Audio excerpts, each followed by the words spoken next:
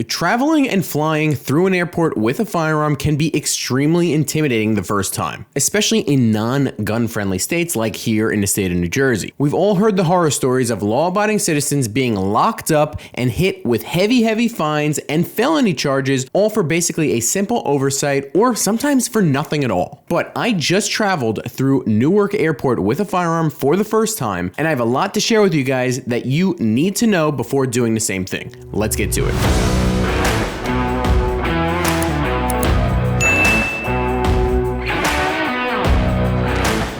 What is up, everybody? Welcome back to the channel. If you didn't already know, my name's Jay Costa. I am a red-blooded American patriot living behind enemy lines, some would say, here in the state of New Jersey. And if you get value after watching this video, please smash that like button down below and also consider subscribing, especially if you're looking for more firearms-related content in a state, a blue state, anti-Second Amendment state like New Jersey, where we constantly have to defend and fight for our Second Amendment rights. And in this video, I'm going to go over my experience flying through Newark Airport with a firearm for the first time. I'll go over the standard TSA rules that you have to follow, what other extra precautions that you need to take in a state like New Jersey before doing so, as well as what I learned flying out of and as well as back into Newark Airport. So a little bit of background on my trip first. I was set to go on a ski trip out to Utah a couple of months ago, and since I recently got my concealed carry license about 6 to 8 months ago here in the state of New Jersey,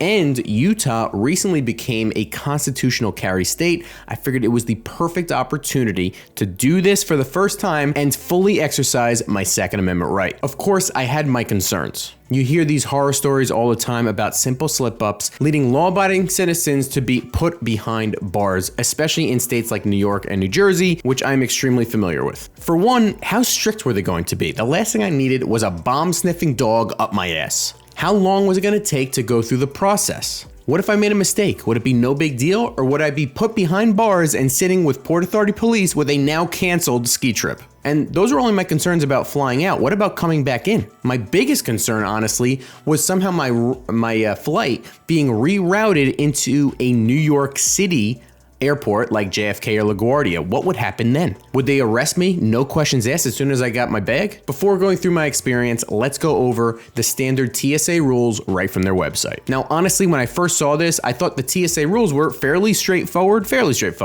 and simple. And frankly, I thought, could it be that easy? Number one, you need to comply with all local, state, and international requirements for traveling with a firearm. That goes without saying. Number two, you must declare each firearm each time you go to check the baggage with the firearm in it. Number three, firearms must be unloaded and locked in a hard-sided container in your checked baggage. And checked baggage only. You obviously cannot go on the airplane with a firearm. Please don't do that. Now, according to the TSA website, a loaded firearm is defined as, quote, having a live round of ammunition in the chamber or cylinder or in a magazine inserted in the firearm. Now, for civil enforcement purposes, the TSA defines a loaded firearm as, quote, when both the firearm and ammunition are accessible to the passenger. For example, if an individual has a firearm in accessible baggage and ammo in his or her pocket, or any combination where the individual has access to both, the firearm is considered loaded for purposes of assessing a civil penalty. Only the passenger should retain the key or combination to the lock. Number four, bringing an unloaded firearm with accessible ammunition will have the same civil penalty as coming in with a loaded firearm. So keep that in mind. We want to avoid all this. Number five is firearm parts,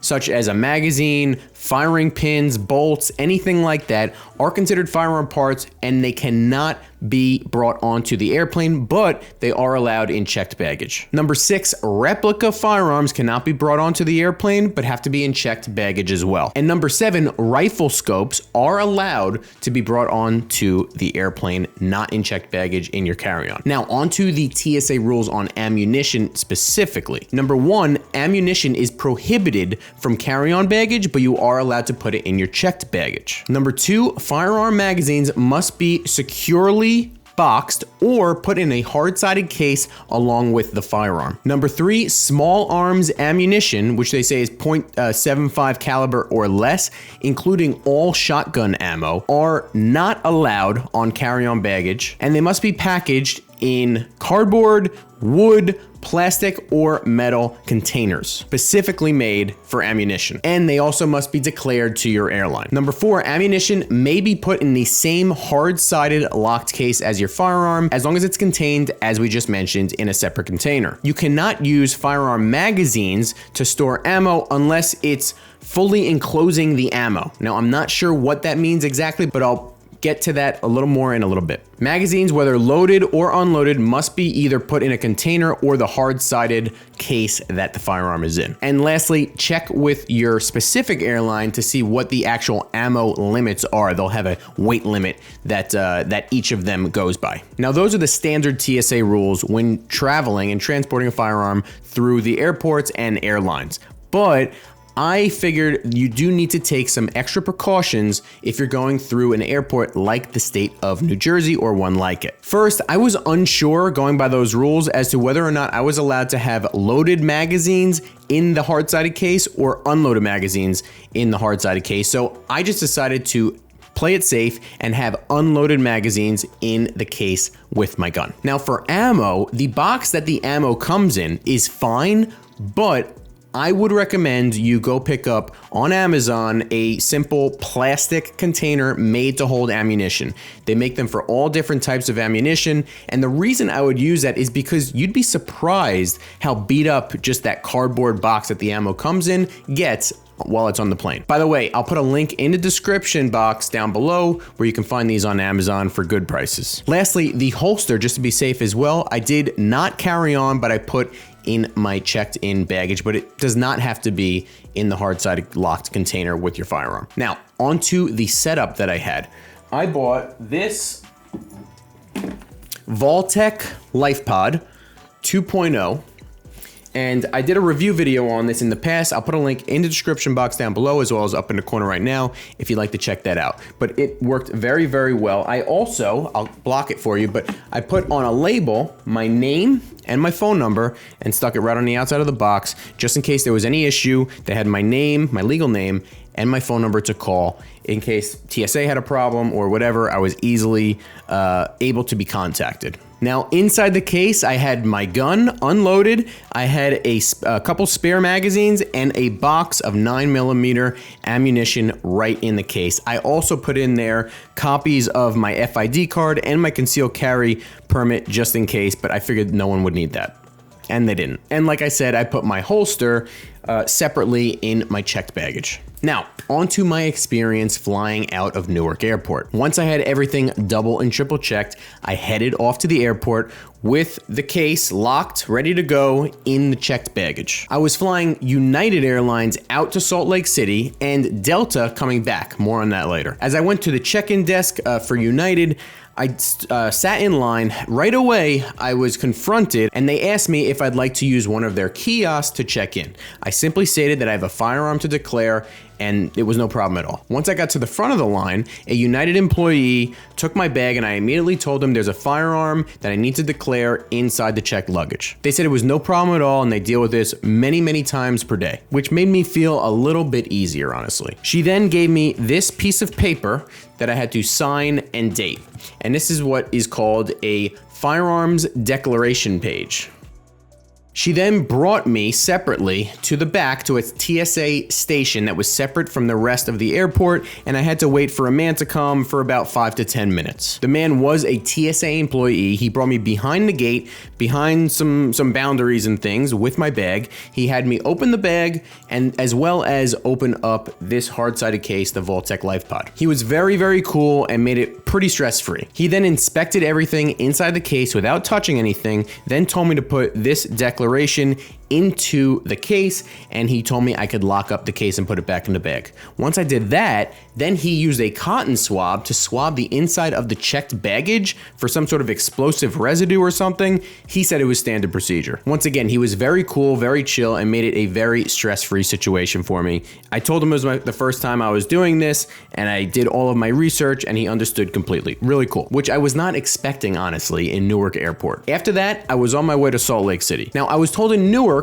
that my checked baggage would be at the oversized baggage claim, but once I got into Salt Lake City, it was not at the oversized baggage claim. It came right with the regular baggage on a carousel. Fine by me. I took it and we went off. Right away, before putting it in the car, I did obviously check to make sure that the case was still in the bag. But once I got to the hotel and I opened the bag, the checked baggage completely, I did see this slip right here that does say that the TSA did inspect my baggage, I guess without telling me. They have to notify you in some way.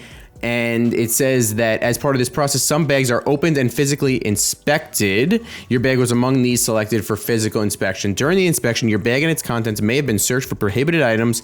At the completion of the inspection, the contents were returned to your bag. So I don't think that the guy that I was with put this in.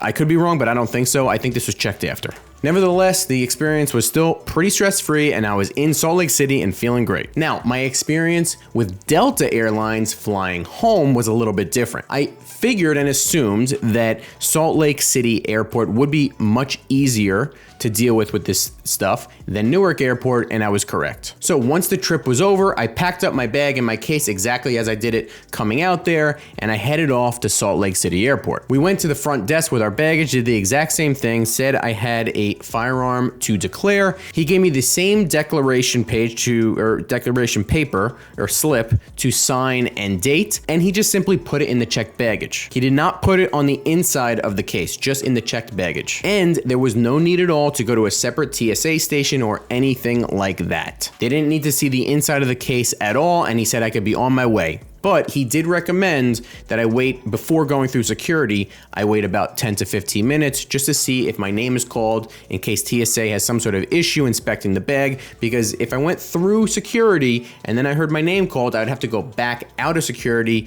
deal with whatever they need, and then go back through security again. I waited 15 minutes, they didn't call my name, and I moved right through, no problems. Now, landing in Newark was where this got somewhat interesting. While waiting for the baggage, I waited at the oversized baggage claim, and I had my wife wait with the regular baggage on the carousel. We waited and waited and waited. All the bags were out of the carousel. We both waited at the oversized baggage claim even longer. A lot of skis coming out, but not my bag. At this point, I was getting kind of very concerned that somehow my bag was either lost, stolen, or they took it somehow. Then I see a guy all the way on the other side of the terminal come out with my bag. This was clearly an employee coming from outside. He had like an orange vest with a Delta logo on it. He brought it into the Delta office, I guess where some bags are held. I went up and I said, hey, that's my bag. They didn't say anything back. I went inside the office. I said, I think you have my bag. They didn't say anything. They took it in the back without me seeing it. And then they came out and gave me my bag. I said, thank you. I looked at the bag and there was actually a zip tie around the handle of the bag. Now later I researched this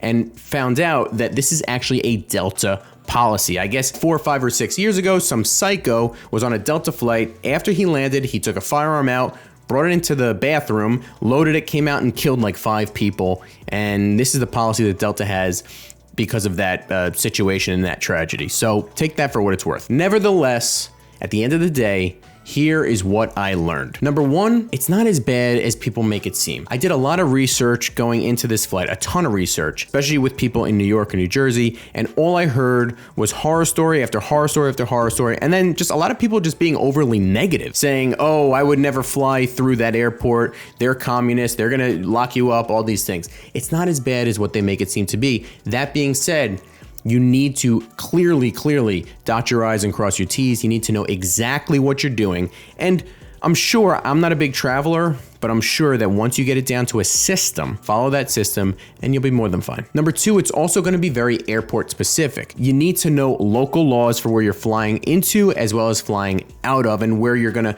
be connecting flights, as well as where you could potentially reroute your flight as well. So be aware of all laws that you need to know in regards to firearms and firearms possession. There's a great app, I think it's called CCW app, where you put in the permits that you have for concealed carry, and it tells you where you can legally conceal carry, and it's a great app. I'll put a link in the description box down below if you want to check it out. And as you can see, just going through my experience, the experience at Newark Airport was clearly way more invasive and a longer procedure than Salt Lake City was. So it's going to be very airport specific and location specific. And it's also going to be airline specific, as you could see with that Delta policy that I had to go through. So after checking the TSA rules, if you're going to be traveling through an airport with a firearm, check your specific airline website and for their firearms rules as well, and feel free to call them. Now, lastly, let's go back to my biggest concern going into all this, and that was if I was rerouted coming back home from Salt Lake City. I was supposed to fly into Newark. What if something happened where it was somehow had to be rerouted into a New York City airport like JFK or LaGuardia? What would I do in that situation? Once again, I did a ton of research on this, and it seems like the best way to handle that, and what I was planning on doing if that situation arose, would be to simply not take possession of my bag at all in the state or the city of New York. If it were to happen, what I would do is I would just tell them I'm not touching my bag. It has a declared firearm in it. You can ship that right to my house, and I would go home as as I normally would, just without my bag.